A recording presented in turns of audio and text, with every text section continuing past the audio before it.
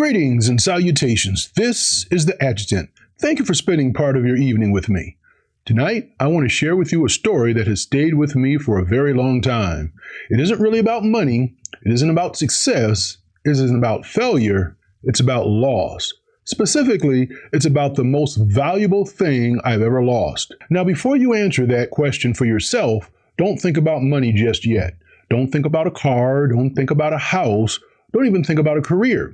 Instead, think about the one thing you lost that changed the way you see the world. Because if you lived long enough, you lost something that actually mattered.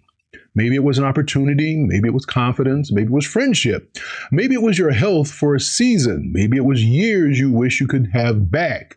Loss has a way of introducing itself to every single one of us.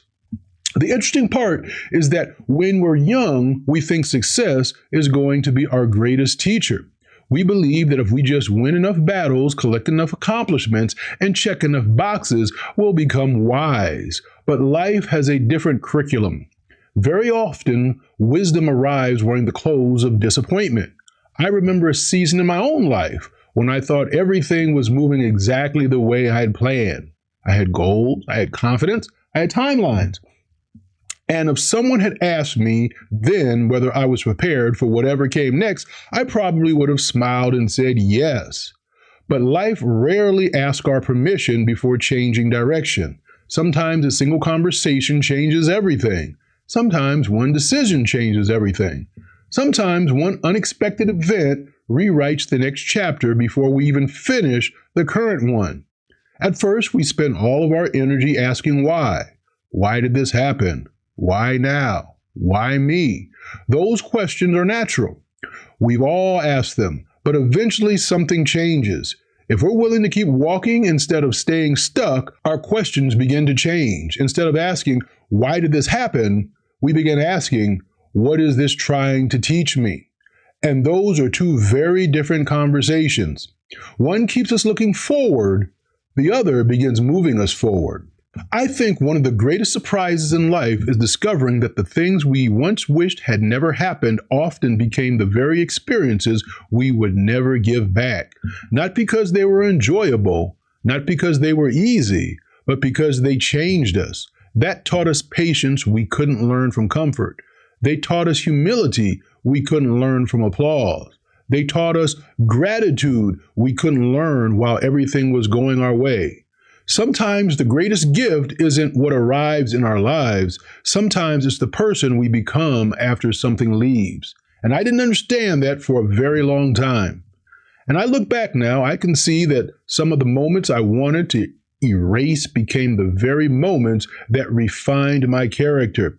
It's amazing how clear life becomes when we're looking through the rearview mirror. What once looked like an ending was often a redirection. What once felt like rejection became protection. What once felt like delay became preparation. The lesson wasn't visible while I was living through it. It only became clear after time had done its work. I think that's one of the hardest realities for us to accept. We want understanding before obedience. We want explanations before endurance. We want clarity before commitment. But life doesn't usually work that way. Many of the greatest lessons come wrapped in uncertainty. We have to keep moving before we can see where the road was leading. One of the things I've learned is that we often confuse losing something with losing everything. Those are not the same thing. You can lose a position without losing your purpose. You can lose money without losing your integrity. You can lose an opportunity without losing your future. And perhaps most importantly, you can lose a chapter without losing the entire story. That's an important distinction, because when we believe everything is gone, we stop looking for what remains. Yet there's almost always something that remains. Your experience remains, your wisdom remains, your faith remains, your ability to begin again remains. Those things are incredibly valuable. In fact, they may be more valuable than what was taken away. I've met people who had very little materially, yet possessed remarkable peace. I've also met people who had everything money could buy, but lived every day afraid of losing it. That taught me something. Security doesn't come from what we own. It comes from who we've become. The older I get, the more I appreciate that truth. Possessions can disappear. Titles can change. Careers eventually end. Even seasons of life pass more quickly than we expect. But character has a way of staying with us. Wisdom stays with us. Compassion stays with us. Those are treasures no market can measure. If you're carrying the weight of something you've lost, I hope you'll give yourself permission to see it differently. Not through the pain of the moment, but through the possibility of what may still be produced from it.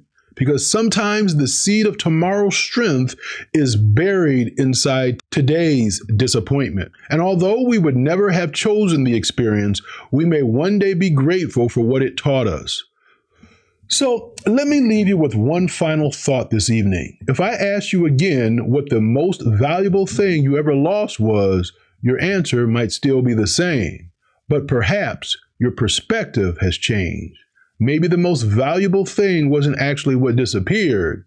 Maybe the most valuable thing was what was born because it disappeared. Perhaps you discovered resilience you never knew you had.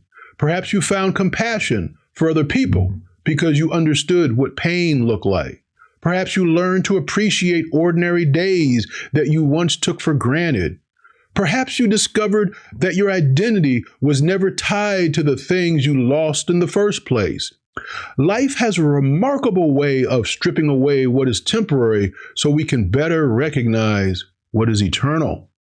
And while none of us would volunteer for seasons of loss, many of us would quietly admit that we would not be the people we are today without them. So don't spend all of your energy mourning what can never return. Honor it. Learn from it. Be grateful for what it gave you. Then continue walking forward. The pages behind you have already been written. The pages ahead of you are still blank. You still have opportunities to encourage someone. You still have opportunities to forgive. You still have opportunities to build something meaningful. You still have opportunities to become the person the Most High, Yahweh, is shaping you to be. And that's a future worth embracing. As we finish our conversation this evening, I want to leave you with a simple question. What have you lost that years later you realize actually became one of your greatest teachers? I genuinely enjoy reading your thoughts in the comments because I believe we often learn as much from one another's stories as we do from our own.